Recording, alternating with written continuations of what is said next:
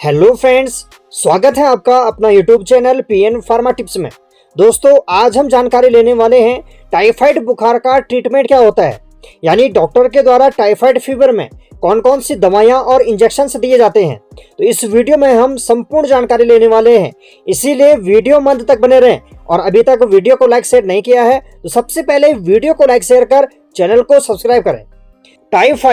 Typhoid एक gastrointestinal infection है। इसे एंट्रिक फीवर यानी आंत्र ज्वर या मियादी बुखार भी कहते हैं। ये सामान्यतः एक बैक्टीरिया के कारण फैलता है जिसका नाम है साल्मोनेला टाइफी, और ये एक प्रकार का ग्राम नेगेटिव बैक्टीरिया है।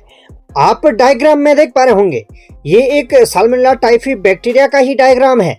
टाइफाइड कंटामिनेटेड वाटर और कंटामिनेटेड फूड यानी दूषित भोजन और दूषित पानी से फैलता है। दूषित भोजन और पानी में टाइफाइड बैक्टीरिया यानी साल्मोनेला टाइफी बैक्टीरिया की तादाद ज्यादा रहती है। तो साल्मोनेला टाइफी बैक्टीरिया यदि हमारे मुंह में चली जाए तो मुंह से ये हमारे इंटेस्टाइन यानी आंत में प्रवेश करती हैं, और आंतों में ये 3 वीक तक आंत में रहते हैं।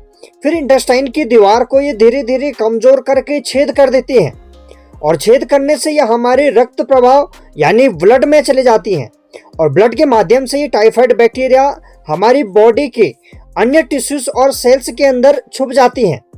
और इसी प्रकार जब ये हमारे अन्य बॉडी के टिश्यूज में छुप जाती हैं तो हमारी इम्यून सिस्टम भी इसका पता लगाने में फेल हो जाती है। यदि किसी पेशेंट को टाइफाइड हो गया हो और समय रहते उसका इलाज न हुआ हो तो उस कंडीशन में टाइफाइड की डेंजर स्थिति हो जाती है। इसमें पेशेंट की किडनी फेल और इंटेस्टाइन परफोरेशन यानी आंतों में छेद हो जाते हैं, जिस कारण जीआईटी ट्रैक्ट से ब्लीडिंग भी हो जाती है। टाइफाइड के सामान्य लक्षण क्या होते हैं? सामान्यतः पेशेंट को 103 डिग्री फ़ारेनहाइट से 104 डिग्री फ़ारेनहाइट तक फीवर रहता है, और फीवर के साथ साथ पेशेंट को काफ़ी ठंड लगती है। स्टमक में पेन हो सकता है, नाउजिया और वॉमिटिंग पेशेंट का रह सकता है, हेडेक, मसल्स में पेन, और पेशेंट को काफ़ी वीकनेस आती है, भूख न लगना और अचानक से वेट का लॉस होना, और पेशेंट को डायरिया या कॉन्स्टिपेशन हो सकता है। और कुछ मामले में सीने और पेट पर छोटे छोटे गुलाबी रंग के दाने, जिसे रोज स्पॉट कहते हैं, तो ये दिखाई दे सकते हैं। साथ ही टाइफाइड यदि लंबे समय तक रहे, लीवर और स्प्लीन का साइज भी बढ़ जाता है। टाइफाइड का पता लगाने के लिए मार्केट में बहुत सारे टेस्ट हैं, जिसमें विडाल टेस्ट ये एक टाइफाइड के निदान के लिए सबसे ज़्यादा इस्तेमाल की जाने वाली एक जांच है। यह टाइफाइड पैदा करने वाले जो बैक्टीरिया यानी साल्मोनेला टाइफी के खिलाफ शरीर में बनने वाले एंटीबॉडी का पता लगाता है। यह जांच आमतौर पर बीमारी के दूसरे हफ्ते में की जाती है। विडाल टेस्ट का एक ड्रॉबैक केवल ये है, जब पेशेंट को टाइफाइड हो गया हो तो ये तुरंत अपना रिजल्ट नहीं दिखा पाती है। ये टाइफाइड होने के दूसरे सप्ताह में अपना रिजल्ट दिखाती है। जब भी आप विडाल टेस्ट कराएं तो विडाल ट्यूब टेस्ट ही कराना चाहिए।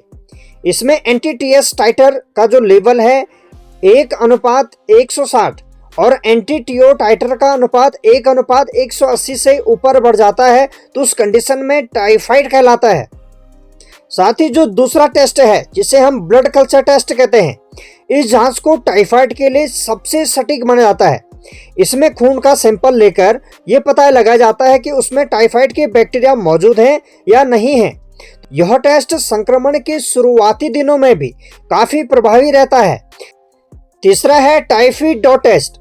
ये एक सीरोलॉजिकल टेस्ट है जो खून में आईजीजी और आईजीएम एंटीबॉडी का पता लगाता है। जो आईजीएम एंटीबॉडी है यह वर्तमान में जो संक्रमण हो रखा है उसका संकेत देता है। साथ ही जो आईजीजी एंटीबॉडी है यह पुराने या पिछले संक्रमण का संकेत देता है। इन तीनों टेस्ट में से कोई एक टेस्ट पेशेंट का किया जाता है और पता लगाया जाता है कि पेशेंट को टाइफाइड है या नहीं है। अब जानते हैं टाइफाइड का ट्रीटमेंट किस प्रकार किया जाता है। तो यदि कोई पेशेंट टाइफाइड पॉजिटिव निकलता है, उस स्थिति में डॉक्टर द्वारा पेशेंट को कुछ ओरल दवाइयाँ या इंजेक्शन दिए जाते हैं। सेफ्ट्रिएक्सोन 1 ग्राम इंजेक्शन सुबह शाम पेशेंट को दिया जाता है। साथ ही पेंटाप्राजोल 40 जो इंजेक्शन है ये दिन में एक बार, और पैरासीटामोल इंजेक्शन जिसे हम पैरासीटामोल इन्फ्यूजन भी कहते हैं, तो प्रत्येक 8 आवर में दिया जाता है। साथ ही पेशेंट को उल्टी हो रही हो तो उस कंडीशन में ओंडासिट्रोन का इंजेक्शन भी लगाया जाता है। और पेशेंट में यदि डिहाइड्रेशन हो गया हो, पानी की कमी हो गई हो, तो उस कंडीशन में डीएनएस का भी प्रयोग किया जाता है। तो ये ट्रीटमेंट डॉक्टर के द्वारा पेशेंट को 7 से 10 दिन के लिए भी दिया जाता है। फिर उसके बाद टाइफाइड का टेस्ट कराया जाता है और देखा जाता है कि साल्मोनेला टाइफी जो बैक्टीरिया है ये अच्छी तरीके से खत्म हुई या नहीं। तो यदि नहीं हुई हो तो उस कंडीशन में ट्रीटमेंट आगे भी बढ़ सकता है। ऑरल ट्रीटमेंट पेशेंट का टाइफाइड फीवर ठीक करने के लिए कौन कौन सी ऑरल ट्रीटमेंट चलाई जाती हैं? तो पैरासीटामोल 650 mg टैबलेट दी जाती है जिससे पेशेंट का जो फीवर है वो कम हो सके, और ये सुबह शाम या 3 टाइम पर भी पेशेंट को दी जा सकती हैं। कुछ एंटीबायोटिक मेडिसिन हैं जैसे एजिथ्रोमाइसिन 500 mg टैबलेट, ये डॉक्टर के द्वारा पेशेंट को दी जाती हैं और ये टाइफाइड के जो बैक्टीरिया हैं उसको किल करने में सबसे ज्यादा इफेक्टिव दवा होती है। साथ ही सिफेक्सिम 200 mg टैबलेट, ये दवा सुबह शाम पेशेंट को दी जाती हैं। ये दोनों ही एंटीबायोटिक दवाइयां हैं, तो डॉक्टर के द्वारा यही सुनिश्चित किया जाता है कि पेशेंट को एजिथ्रोमाइसिन टैबलेट दें या सिफेक्सिम 200 mg टैबलेट दें। और कुछ महीने में सिप्रोफ्लॉक्सासिन 500 mg टैबलेट भी पेशेंट को दी जाती हैं। तो जब सिप्रोफ्लॉक्सासिन से पेशेंट को इफेक्टिव रिजल्ट नहीं मिल पाता है तो उस कंडीशन में एजिथ्रोमाइसिन 500 mg टैबलेट पेशेंट को दिया जाता है। साथ ही डॉक्सीसाइक्लिन भी पेशेंट को दिया जा सकता है। तो ये जो एंटीबायोटिक दवाइयां हैं ये डॉक्टर अपने अनुभव के अनुसार चलाते हैं। एजिथ्रोमाइसिन 500 mg टैबलेट के साथ सिफेक्सिम 200 mg टैबलेट पेशेंट को दिया जाता है जिससे टाइफाइड बैक्टीरिया आसानी से खत्म हो जाता है। साथ ही ओमेप्राजोल 20 mg कैप्सूल या पेंटोप्राजोल 40 mg की कैप्सूल दिन में एक बार या सुबह शाम पेशेंट को दिया जाता है। साथ ही यदि पेशेंट को वोमिटिंग हो रही हो तो उस कंडीशन में डोमपेरिडोन 10 mg की टैबलेट या ओंडासिट्रोन 8 mg की टैबलेट सुबह शाम पेशेंट को दिया जाता है। और यदि पेशेंट को डायरिया हो रहा हो तो उस कंडीशन में मेट्रोनिडाजोल 400 mg की टैबलेट सुबह शाम या ज़्यादा सीवियर कंडीशन होने पर दिन के 3 टाइम पर भी दी जाती हैं। ये कंप्लीट ऑरल ट्रीटमेंट है टाइफाइड का। तो सबसे पहले पेशेंट को ऑरल ट्रीटमेंट दिया जाता है और इसका प्रयोग पेशेंट में 5 से 7 दिन तक किया जाता है। उसके बाद जब पेशेंट को इफेक्टिव रिजल्ट नहीं मिल पाते तो उस कंडीशन में पेशेंट में आईवी इन्फ्यूजन और इंजेक्शन का प्रयोग किया जाता है। जब पेशेंट टाइफाइड पॉजिटिव निकल गया हो और उनकी ये दवाइयाँ और इंजेक्शन चल रही हो तो उस कंडीशन में पेशेंट की डाइट क्या रहनी चाहिए?